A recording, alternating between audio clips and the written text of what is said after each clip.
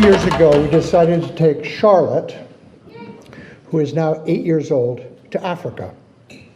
8 seemed like the perfect age. It was. Her curiosity is boundless, her young brain absorbs knowledge like blotter paper, and she samples the world around her like a lion.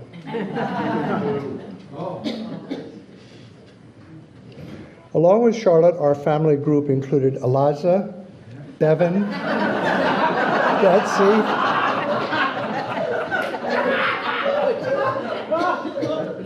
and your humble chronicler.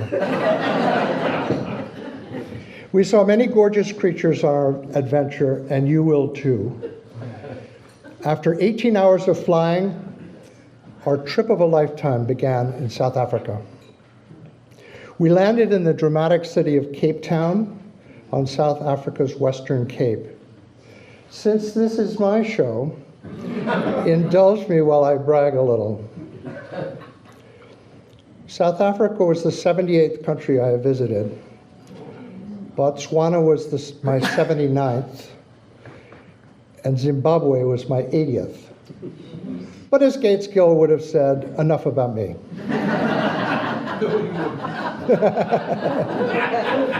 Actually, I lied. There is more about me. Check this out for a trip of a lifetime coincidence. On our first outing from Cape Town, we drove south toward the Cape of Good Hope. Our driver, Garth, said we should stop at this overlook on False Bay. I dutifully took my first, rather dull picture of the trip. To my astonishment, on the same parapet was a plaque honoring the gravesite of my Danish uncle's father-in-law, Sir A. Bailey, a prominent South African diamond miner. I mean, what are the chances of that? But as I say, enough about me. Cape Town is dominated by world-famous Table Mountain, an elegant and eclectic city. Cape Town is about the size of Rhode Island. The Lion's Head section is the crag seen here. When the flat top of Table Mountain is covered with clouds, the locals call that the tablecloth. We passed some ostriches on the way to the Cape of Good Hope.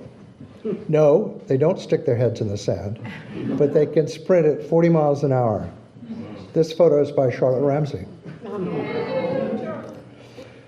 Cape of Good Hope is a wild and woolly place jutting out into the southern Atlantic Ocean.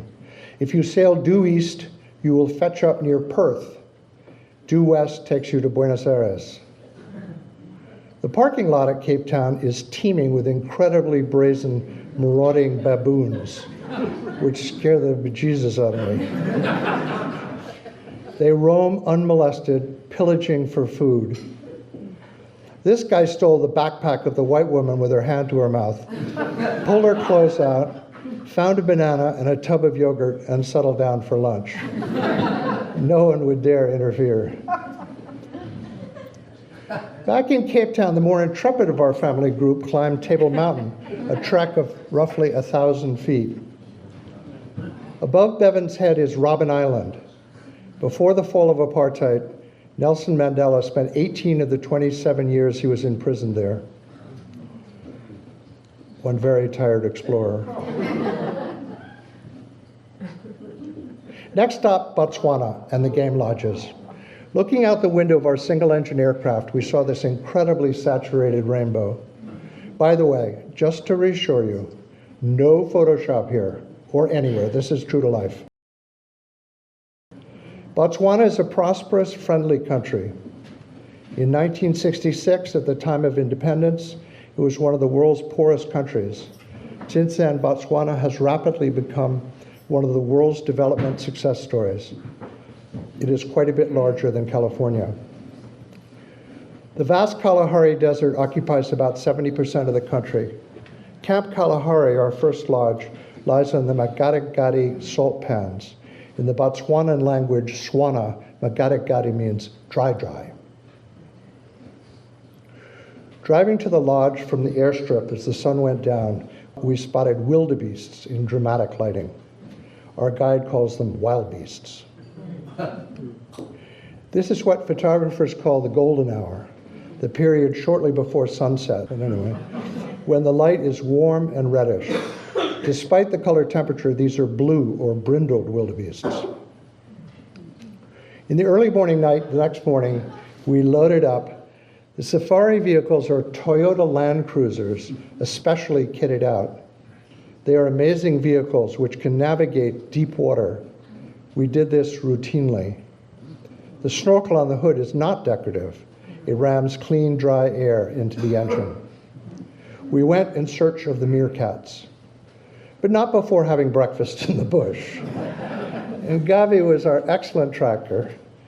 She is one of few women in a competitive business. It takes 12 months to become an accredited tracker guide in Botswana. Incidentally, we bought our safari outfits at Abercrombie & Fitch.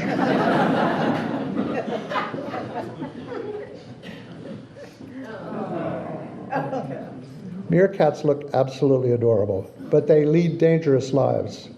They eat scorpions. First, the meerkat zeroes in on the tail, biting off the scorpion's stinger and discarding it. A scorpion in the palm of a bushman. Without its tail, the scorpion can't deliver venom. The pincers may cause a nasty nip, but that's all. There is, however, still venom on its exoskeleton. To combat this, meerkats have learned to rub scorpions in the sand to remove any remaining toxins. Then they have their tasty meals. Charlotte got to sit on a blanket permeated with meerkat scent and provided by the tracker. The meerkats came right up to her.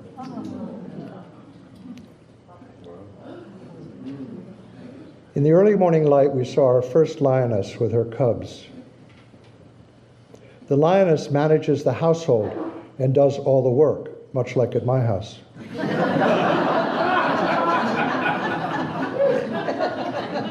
can't believe you admitted that.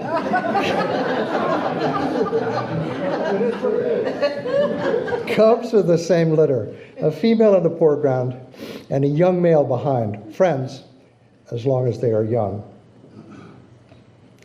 Back on the savannah, a single bat-eared fox can eat over 1 million termites each year. Aside from their large ears, they are unique among foxes for their teeth. They have more teeth than most placental animals, as many as 50. I have 28. 28 including crowns.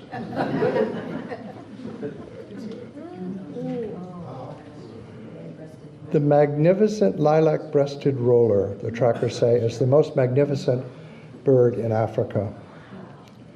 You can see its magnificence upon takeoff. It has an amazing display flight, which includes side-to-side rolling, which gives the bird its name.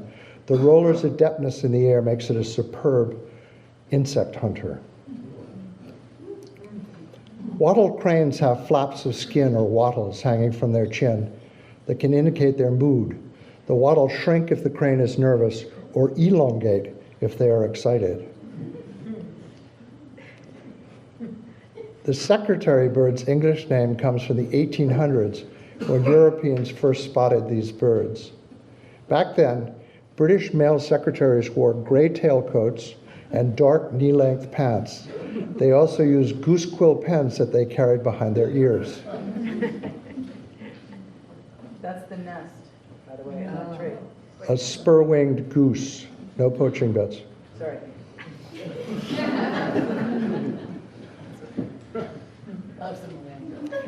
The handsome red-billed hornbill. A nighttime view of Camp Kalahari's living room. Eliza is having a glass of delicious Botswana-made Okavango gin. The sleeping structures are simple tents. Beds are comfortable and we wanted for little. Through the flaps is a spacious bathroom with both an indoor and an outdoor shower. Sad for the lodges, but happily for us, we were often the only COVID customers. There were a lot of empty rooms and seats. One afternoon, Ngavi arranged us to meet a tribe of Bushmen. They were welcoming and very friendly. This man spoke some English and served as the interpreter. Cobra is the chief. Cobra is a remarkable 87 years old, quite the dude, and very much in charge. He ordered his minions to dig up a live scorpion, which he promptly popped into his mouth. The interpreter explained that Cobra was giving the scorpion a shower to wash the dirt off, so that we could see the creature's 8 eyes. I can't see them, perhaps you can. They've dressed Charlotte in an impala skin. We were under no illusions that they wouldn't change back into their blue jeans the moment we left. Nonetheless, they seem to enjoy guiding and teaching us, Charlotte in particular. For example, Costa told us that if you take elephant dung, throw it on the fire until it turns to ash, and spread that where you have joint pain, it will relieve the symptoms of arthritis. Actually, animal poop played a big part in our adventure. The trackers could tell a lot from poop.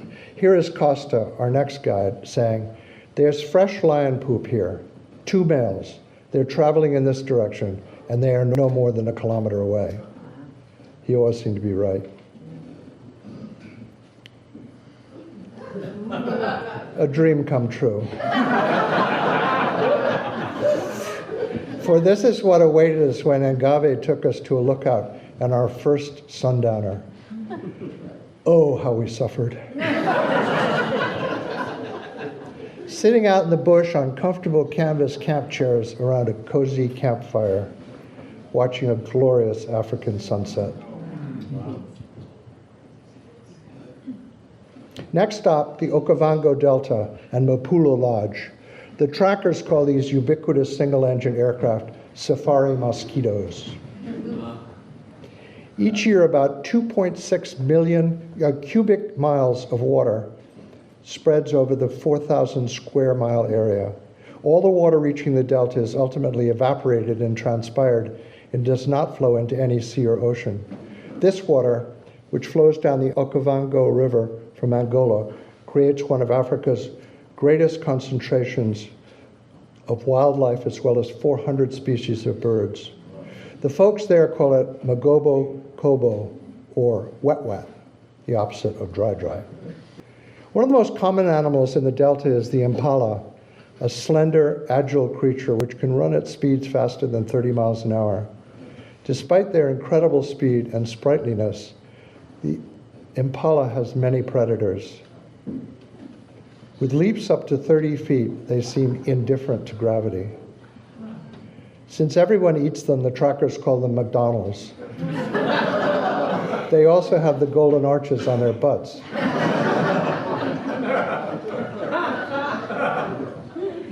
Costa was our very knowledgeable tracker. Born in East Africa, his mother cut his face 5 times to signify he is the 5th son. The practice is called scarification. Mapulo Lodge is very elegant with excellent food and wine. Again, most of the time we were the only guests. Although we were always offered Western food, we were able to sample such delicacies as ostrich, crocodile, and kudu, all delicious. Our room sported a snazzy indoor-outdoor bathroom. Zebras are the national animal of Botswana, allegedly because their black, white, and brown stripes symbolize racial harmony. Only the Burchell's zebras found in Botswana have this shadow stripe, as it is called. Like a human fingerprint, no 2 zebra patterns are the same. When a zebra is born, the mother keeps it hidden from other zebras until her patterns have imprinted on the foal's memory. A group of zebras is well named. They call it a dazzle of zebras. A sweet foal. A journey of giraffes, as the group is known. Due to the proportions of its neck, the giraffe has a unique blood system. An adult giraffe's heart is 40 times larger than ours. It pumps 16 gallons of blood and beats at 170 pulses per minute. Without that power, their blood couldn't get to their brains. Giraffes eat mostly leaves, preferring the acacia tree. They only spread wide their forelegs to drink water, which is when they are most vulnerable to their predators like lions and hyenas. The saddle-billed stork.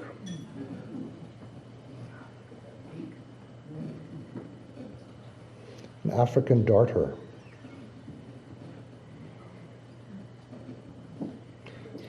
black-winged stilt.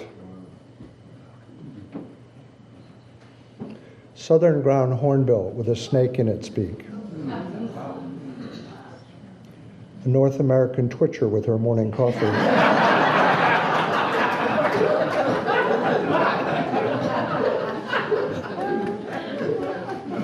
A bee eater and the woodland kingfisher.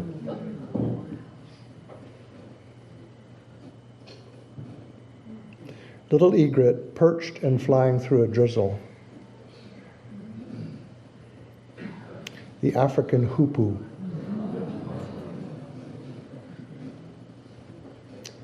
Wattled cranes at play.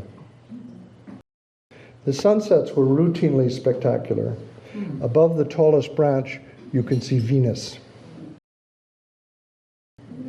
The hippopotamus amphibius has excellent adaptations to aid their semi-aquatic lifestyle, including 4 webbed toes on each foot that help with swimming and walking on the slippery banks. And the eyes, ears, and nostrils of the hippopotamus are situated on the top of its head. This means that when the hippopotamus's body is immersed in the water, they are still able to see, hear, and breathe while keeping cool in the hot sun. According to Costa, hippos annually kill an estimated 500 people across Africa, making them the world's deadliest mammal after us, of course. They are nearly twice as deadly as lions. Warthogs rank pretty low on the list of the world's most attractive animals. Despite their handsome experience, though, warthogs pose little threat to humans. They prefer to run away with their tails up, signaling to others that danger is near. A boar's warts serve as armor during their fights with other males. When the boars charge with their pointy tusks, the warts shield their face and eyes from the blow. A rarely seen serval cat hiding in the grasses. African savanna elephants are the largest animals walking the earth. The agile trunk of these delightful creatures can secure food in the most obscure places. Mother and child, chomping on grass. Elephants have an incredible sense of smell, 4 times more sensitive than a bloodhound. Using their trunk, they can supposedly smell something 12 miles away.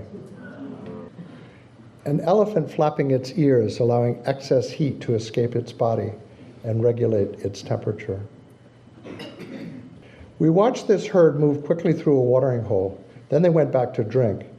Costa explained that they were testing the waters for crocodiles. This is the only picture I was able to make of the only crocodile we saw.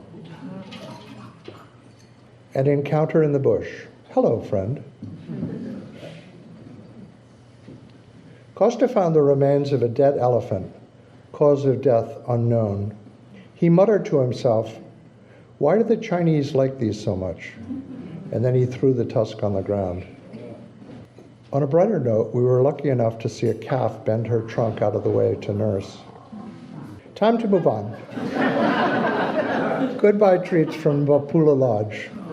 Next stop, on the border with Angola, Sable Alley. The lodge is also in the Okavango Delta. After dark, we came upon 2 male lions lying in the road. They were unperturbed, although we nearly ran them over. I grabbed my camera and shot. In the old days, I might have been quick enough to reset my shutter speed. Still, it makes for an ethereal, if accidental, image. Following some fumbling, I was able to sort myself out, although the first photo may be the better one.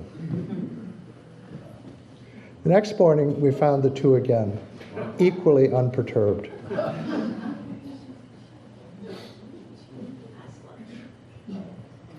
Tizar was our brilliant, charming, and cheerful tracker who led us to all kinds of amazing sightings. He introduced us to this lion from a distance of about a dozen feet. He called him Scarface. We couldn't tell why. He looked quite handsome to me, although you can see his right canine is broken. He had a fluffy mane and a confident nature. But when he faced us, the ravages of previous battles were clear. Tizar told us that Scarface could still see out of his damaged eye. Lion clubs at play. Those tears? Late one afternoon, we came across a fresh kill. The adult, who presumably killed the wildebeest, chomps on its nose.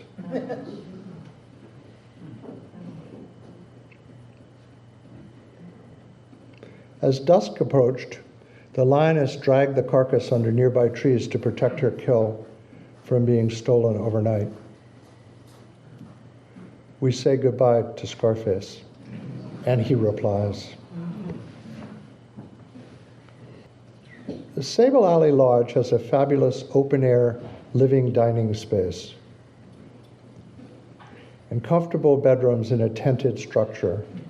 We use the mosquito netting at night. The swimming pool is on the left and the hippo pond on the right. The common Sebi standing on one of the many giant termite mounds we saw. Both sexes of these creatures grow horns.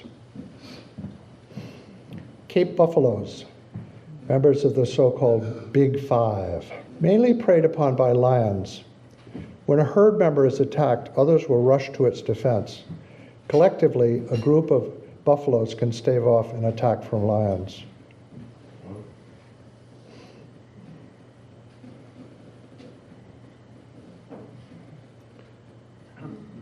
Spiteful actions are extremely rare in the animal kingdom. Vervet monkeys have been observed to destroy a competitor's food source rather than eat it themselves. Cheeky little bastards. At a hotel in Durban, we saw this brazen fellow join an alarmed couple for breakfast. Leopards are hard to find. Tazar hadn't seen this young mother who was hiding her cub for 2 months. We never saw the cub. Did I mention that this was an expensive trip?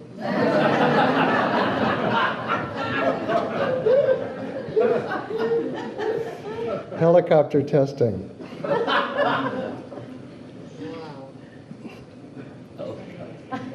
We flew to Victoria Falls from Botswana, a side trip I would have missed except for the upcoming African dance show. Wait for it. Dr. Livingston discovered Victoria Falls. He named the falls for his queen, which I always thought was a little presumptuous. Zimbabwe ain't doing too well. You read that right, $20 billion.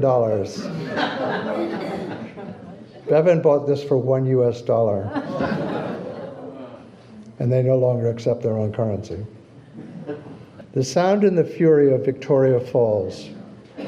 Even this far away, you get soaked. It is over 1 mile wide and 350 feet high, twice the width and height of Niagara. Despite Livingston, the locals still call the falls Mosi Okunwa, which means the smoke that thunders. But the real thunder began that night at the African dance show. Charlotte started off the revelry in a group dance, and others in our party joined the fray.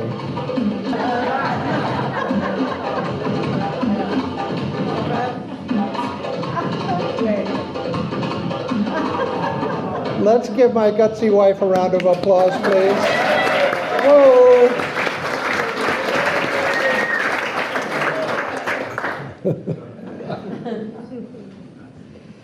We ate lunch at the Lookout Cafe, which overlooks the roiling Zambezi River below Victoria Falls.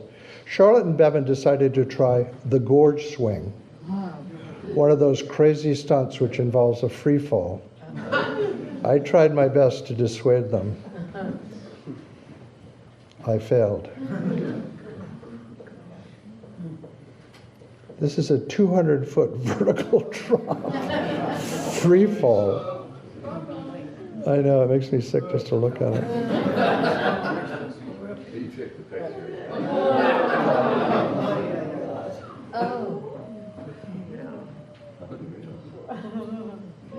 They made it.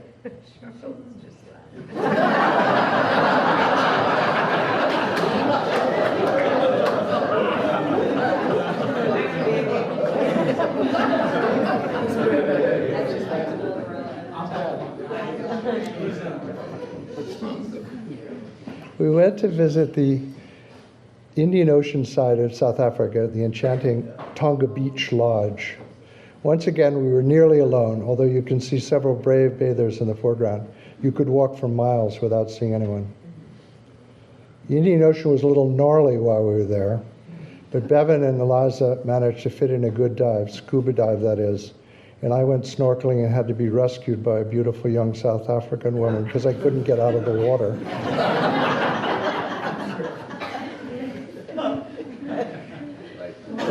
Well-named ghost crabs. The surf didn't seem to bother them. They skittered back and forth as the waves pounded the shore and then receded. Our splendid thonga thatched hut. If you don't mind these fellows playing on your roof. Breakfast was a truly splendid affair with hot rolls, croissants, fruit, and cereals. When you were finished, the server would come over to ask what you would like for breakfast. Eggs, omelets, bacon, toast. Everybody okay at that table?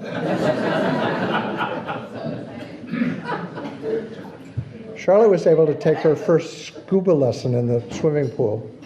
Her instructor took this underwater photo of her, giving the traditional thumbs up. Three Tree Hill Lodge is in the Drakensberg Mountains. It is on the Lesotho border. My birthday rainbows, viewed from our window in KwaZulu-Natal. I celebrated my 73rd birthday at Three Tree Hill, along with my buddy Tubila, whose birthday is also March 24th. Thank you very much. So sweet. Bevan and Eliza hiked into the northern Drakensberg Mountains to see Tugela Falls. They found this magnificent cave along the way. According to some measurements, Tugela Falls is the world's tallest waterfall. I have to confess that this image was hijacked from Dreamtime on the internet.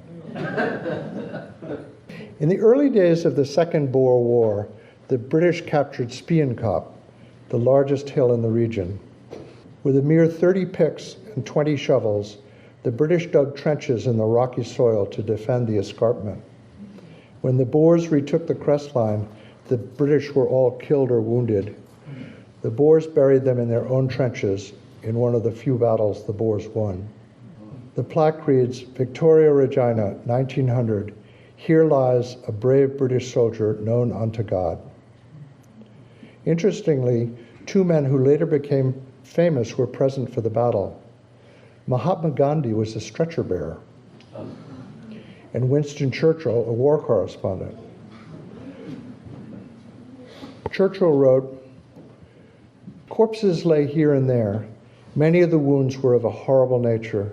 The splinters and fragments of the shells had torn and mutilated them. The shallow trenches were choked with dead and wounded. Thanks to Betsy's binocular work, we finally saw a rhinoceros, the last of our big five.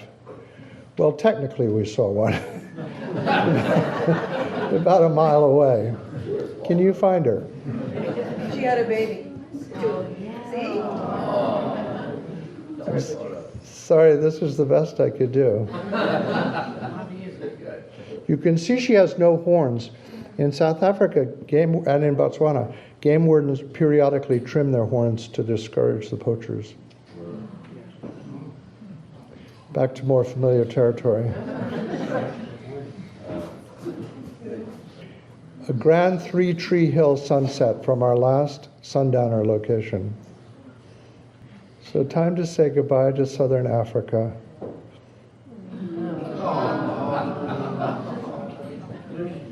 And our trip of a lifetime. Good night. And sweet dreams.